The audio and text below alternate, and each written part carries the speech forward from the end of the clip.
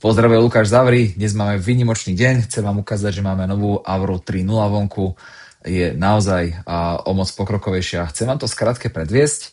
V prvom rade si môžete všimnúť, že už nie sú jednotlivé funkcie pre zmenu fotiek a úpravy fotiek, už máme takú inteligentnejšiu verziu vonku, kde keď pôjdem do úpravy fotiek, tak mne jednoducho stačí si vyberať pár fotiek a úplne jedno, či to je interiér, exteriér a čokoľvek. Vyberiem si fotky kľudne viac naraz, prebehne naša analýza, aj vám tu ukazuje, že sa to celé analyzuje a Avra sa vám pokusí rovno odporučiť, čo sa s tou miestnosťou dá robiť. Takže vám to takto vlastne krásne zanalizuje každý z tých fotiek, povie vám, že tuto by som možno vylepšil, alebo môžete, keď chcete, tak sa samozrejme môžete zmeniť, že nie, chcem tú miestnosť vyprázdniť, alebo chcem robiť staging, robiť z nej obývačku, prípadne, že ak nie obývačku, tak môžem si povedať, no nie, toto síce chcem zmeniť, ale bude z toho domáca kancelária.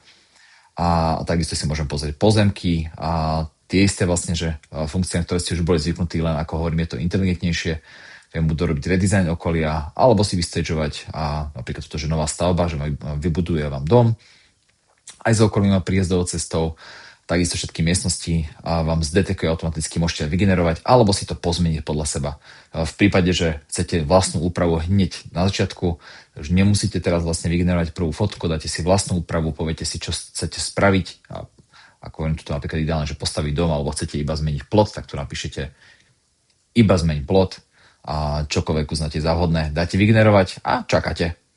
A druhá vec, podstatnejšia vec, ktorá sa zmenila, veľa z vás nám písalo posledné týždne, že negeruje to najlepšie tie fotky, nerobí tie úpravy, ignoruje nejaké špeciálne architektonické zmeny na nejakých budovách, také atypických budovách.